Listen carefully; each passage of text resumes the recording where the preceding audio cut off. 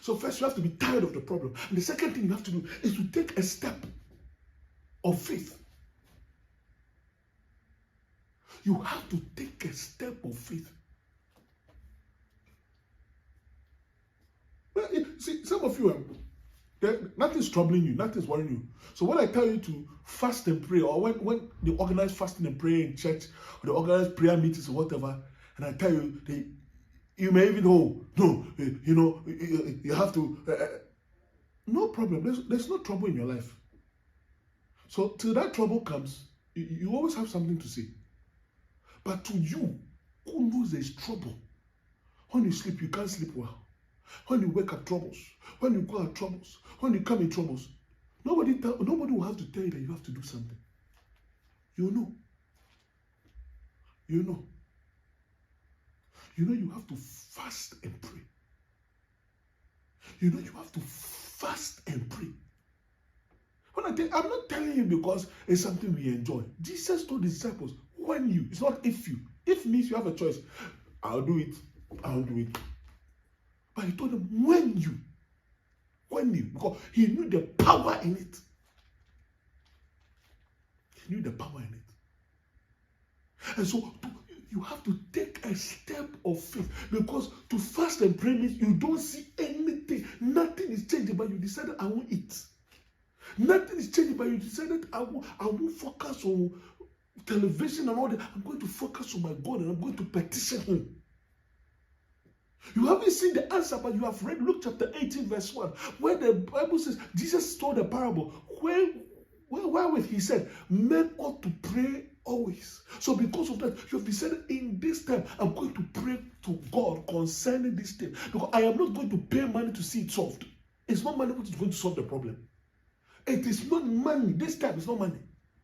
Money won't solve the problem. I need God to help me. I need God to help me. I need God to help me. And the step of faith that you show is your prayer and your fasting, because it's one of those things you are in an empty room and you are just talking. And somebody comes and says, are you mad? What are you doing? But you have faith that God is hearing you. You have to take a step of faith. You have to. You have to. The Bible says the woman pressed on. She had to announce to everybody, unclean, unclean, unclean. But she didn't. She pressed on in the crowd to see how his garment. So the reason why I know this is because when Jesus said, who touched me? The people in the crowd couldn't identify who touched him. If she had been announcing unclean, unclean, maybe they might have had an idea. But the Bible says the people in the crowd didn't know who touched him. Even the disciples complained and said, we are thronged. People are touching you left, right, center. What do you mean who touched me? This is sometimes too. Because she was acting on faith. She said, I am not going to announce myself as unclean again. No. No. Everywhere I go, I have to say I'm clean. Everywhere I go, I'm bowed over. I'm holding my belly because I'm leaking blood. And I have to announce, unclean, unclean, unclean, unclean, unclean. An unclean woman is coming. Unclean, unclean. I have to announce it. To go and get food to eat, unclean. To go and do this, unclean. And when I touch a cup, they have to wash it. If somebody mistakenly sits where I sit, they have to go and purify themselves. I'm not going to announce that.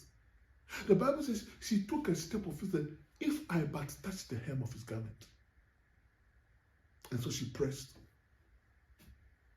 She didn't announce. This time, she didn't put on herself a negative title. She went in faith. In her heart, in her mind, she said, I am the healed woman. I am the healed woman. I am the healed woman. I am the healed. So as she was pressing, people, oh, hey, we are all going in there. They were pushing and shoving it. She was still pressing. She was still pressing. She was still pressing. Still pressing. Still pressing. Still pressing. Because in her heart, she said, if I but touch. And she didn't put on herself the negative. No. The negative title. The negative title of an unclean person. You can't call yourself unclean at the same time hold Jesus' hem. You are telling yourself you are the unclean sick person. You are holding it. It can't work. You can't walk by faith and at the same time pronounce negative things on your life. As for us, dear, in my family, the women don't marry early.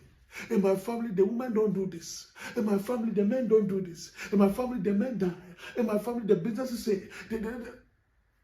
You can't pronounce those things on yourself and at the same time see God. You are pronouncing judgment on yourself and telling yourself that when you see God, no, it can't work. It can't work. You have to have a new story about yourself. I dealt with this specific topic when I dealt with Joshua chapter 1 verse 8. The Bible says the first thing God demands of anybody, whether you are a leader in the house of God or whether you are the lowest person, is that his word will be in your mouth. He says, let this word of the Lord not depart out of your mouth. Why? So that you won't declare negative things about yourself. You have to declare. That's why we have verse which says, I will live and not die. I can do all things through Christ who strengthens me. Yeah, that I may be a beneficiary of the blessings of Abraham. I am the head and not. They are declarations. I'll give you example of good declarations. By his stripes I am healed. You don't declare your problem over yourself again, brother, sister. This is the step of faith you have to take. You can't call yourself the useless person at the same time try and reach out to God and hold the hem of his garment. You can't do that. It will not work. I'm telling you. It will not work. Many Pharisees invited Jesus into their house. Many Pharisees, they told themselves, this man is a trickster. This man is a liar. They never said it out loud in their heart. So Jesus sat in the house. Nothing happened. And when the woman comes there to pour oil on them, whatever, they complain and they murmur. Because in their heart, they say, this man is a trickster, he's a liar. He's not really the Messiah. He's not really. So Jesus is in the house, but nothing happens. But for Zacchaeus, the Bible says that when this publisher had Jesus in his house, the man changed. He said, half of my good I give to the poor. And Jesus said, from this day, salvation has come to your house. Luke chapter 19, verse 9. Salvation has come to your house. Because of his declarations. I have changed. From today, I give half to the poor. I give half of my goods. Declarations. The woman said, she said, if in her heart, if I would touch his garment. But the other thing she did is that she didn't pronounce negativity on herself. Unclean. Unclean. I'm coming home. Unclean. No. No.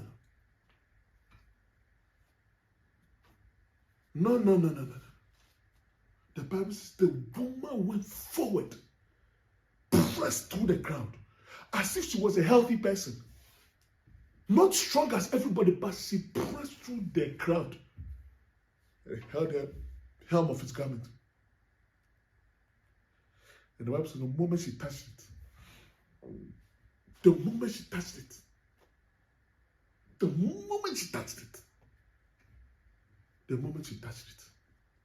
that is the difference I want you to note. That is the difference I want you to note.